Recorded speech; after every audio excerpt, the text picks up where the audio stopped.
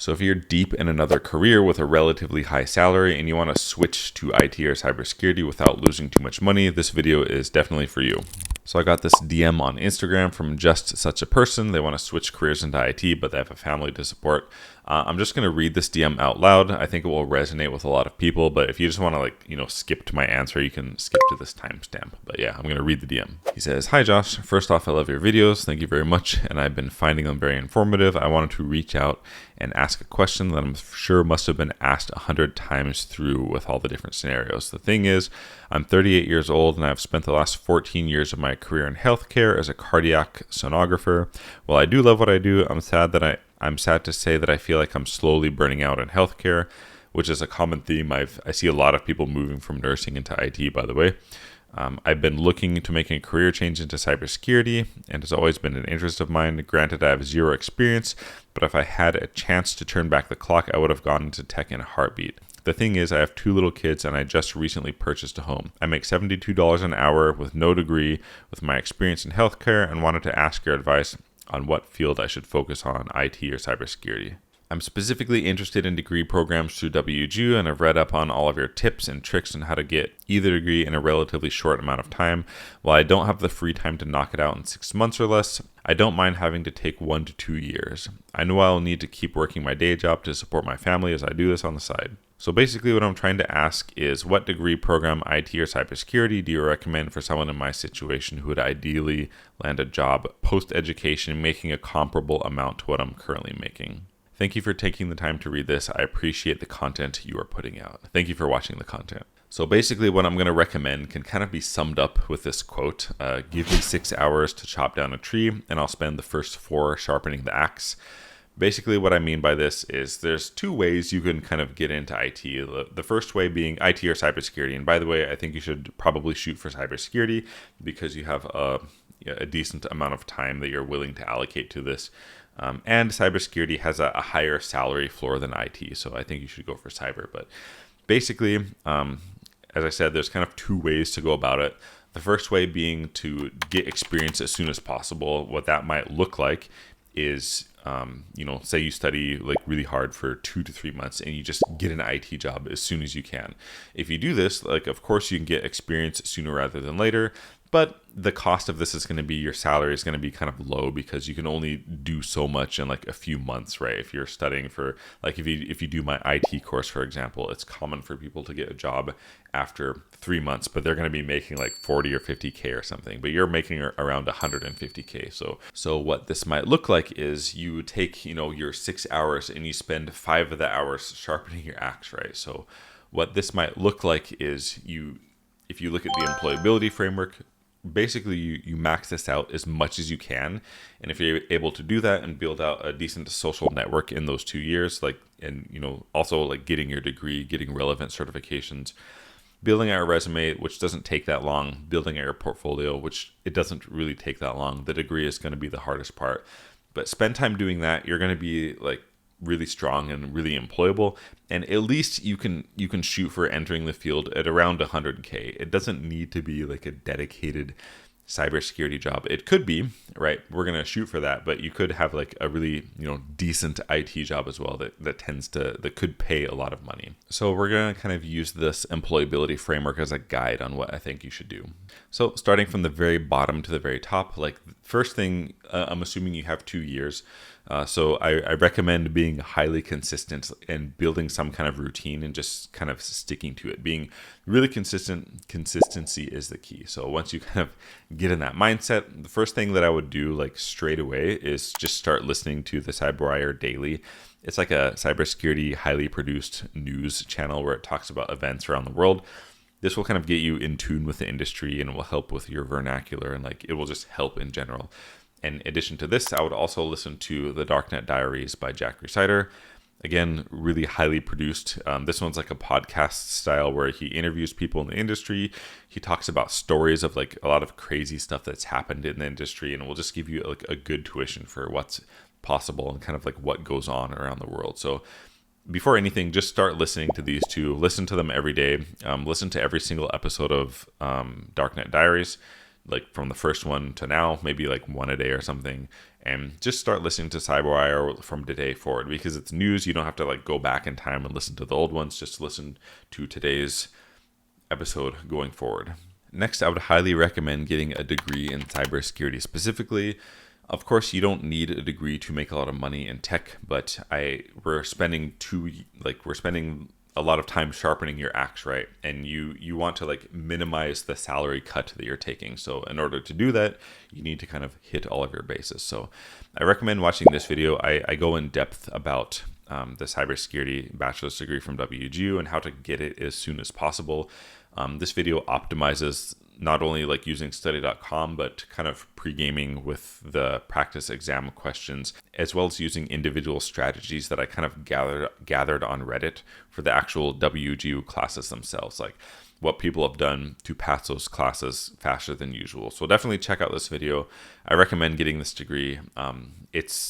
It's kind of necessary, especially if you want to maximize your salary in like the current economic climate. I mean, it might be different 2 years from now, but still highly recommend it. It's going to be really affordable, especially for you with your current salary. It'll probably end up being around $10,000 after everything. And then as far as certifications go, like on the way to get your bachelor's degree, you're going to get a whole bunch of really good certifications. And by really good, I mean they have a lot of job hits on Indeed. And not only this, they're kind of like DoD compliant, which lets you apply for jobs that require a security clearance.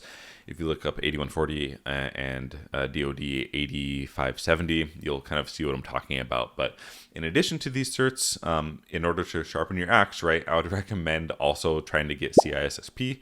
After you finish your bachelor's degree, you're going to be really well primed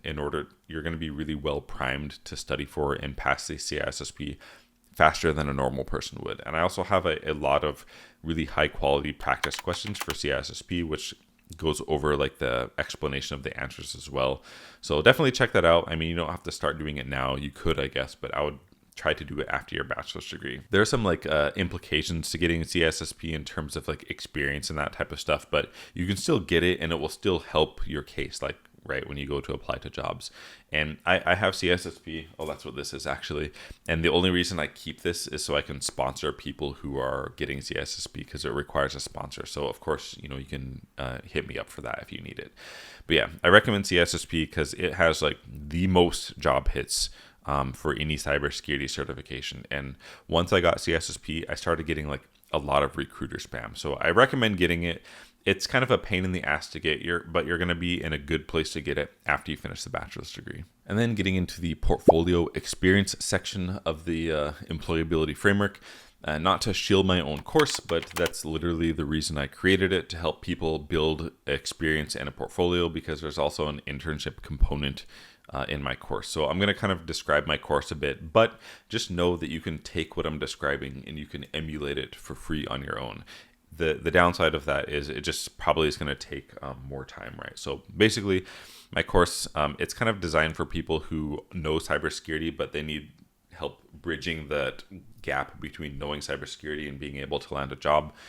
So basically, we build like a honeynet and a SOC, like a miniature SOC in the cloud. We have like a SIM, which is Security Information Event Management system. We use Microsoft Sentinel. We practice incident response against actual live attack traffic on the internet. And there's a whole bunch of activities we do, and we practice it. It's hands-on, like real in the cloud. And we build a portfolio around it that kind of describes to employers like what we're doing and everything. Build out your resume in the course. When we slap the portfolio on the resume, we go over interview practice as well. It's just really useful. And there's also an internship component to the course. Basically, you can watch this video to learn about it in depth. I'm really transparent about it, but you can get an internship and like a reference and internship experience from my company, which is Login Pacific. This has helped a lot of people. A lot of recruiters and employers have been reaching out to me for employment verification for these people, and I've been providing it like either via call or like via email, and people are getting jobs from it. So it'll definitely help. You can emulate this on your own. Like if you were to say like start your own LLC or something, and maybe you're like a cybersecurity content creator or evangelist, and you put something fancy on your resume like that, you can definitely do it. But if you have more like money than time and you want to save time, I would recommend checking out my course. Especially for you, it's going to help a decent amount, right? And then your social network, which is arguably like the strongest thing you can work on. I don't talk about this as much as I should, but basically what I recommend is while you're kind of going through this, like immediately when you start, listening to the podcasts, I would recommend trying to find like some cybersecurity like group or meetups or like event in your area. It's better if you can find like an actual group that regularly meets and try to become a part of them. And like, of course, don't go in and just try to like, take it, like, just like give me a job. Like just go and explain to them like what you're doing, like exactly what you told me, like in the DM, and just tell them what your objectives are and just try to get involved with it and then help them any way you can. Help organize and plan stuff. You can become a member. You can, spend money if you have to make things easier for people and make the meetups nicer. Like you can spend money and just be like as helpful as you possibly can, right? It's only going to help you, right? And because if you have a strong social network, you can totally like bypass having to apply to jobs. Like someone can just give you an interview for free. You can, bypass having to do well in the interview. Like you get to the interview, somebody knows you and they just like hire you, or someone will just like give you a job, right? They'll be like, hey, do you just want to like work for my company? That's like completely possible. And it's happened to me before. And because you have, such a decent chunk of time, I would recommend working on this like sooner rather than later. It's only going to help your case. Hopefully like you're in some area where these happen, but if you're not, there's probably like something online that you can find, but definitely try to find something that you can go to in person and kind of meet people. I know this is like a pain in the ass and I don't even do this and I don't like to do it, but it's so strong. And if you want to like really reduce the burden of like, having a decrease in salary when you change jobs, social network is like one of the best things you can work on to kind of achieve that. So just, keep that in mind. And then finally, preparing for your interview, it just kind of depends, like, assuming you didn't get a job given to you through your social network, there'll be a time that comes when you kind of have your degree and like everything's ready and then your time to like start applying for jobs. I made a bunch of videos that kind of help with this. I would recommend watch this like ChatGPT interview video first. It's like pretty short and it talks about how I use GPT to prepare for interviews.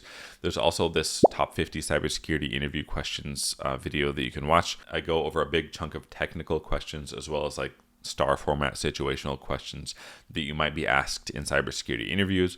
I would recommend listening to some of my answers. Obviously, you don't need to memorize like what I'm saying, but just be like, okay, that's a way that you can answer this question. Oh, okay, Josh said this. Oh, that makes sense.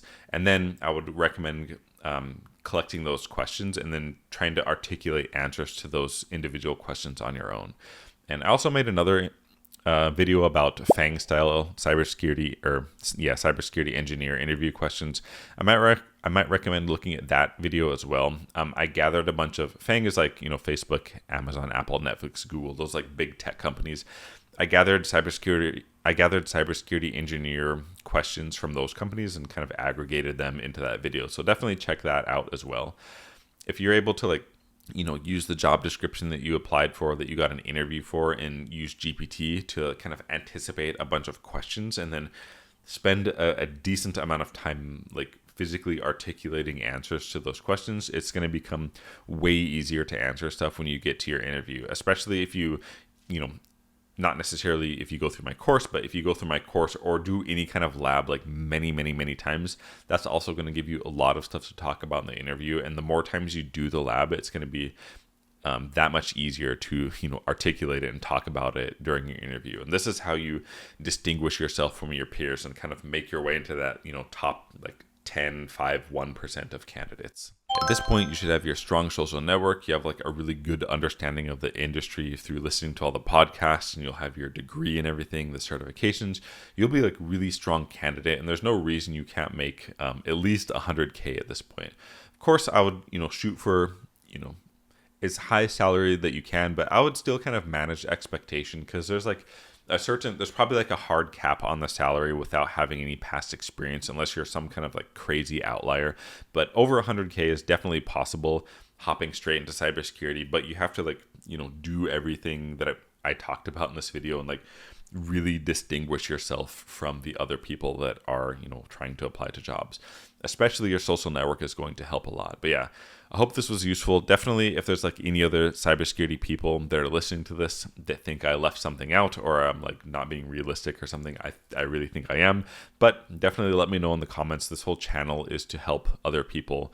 And I hope OP, the person who DM'd me, I hope they watch this and not only learn from me, but I hope they learn a lot from the comments as well. But yeah, thanks for watching, and we will see you in the next video.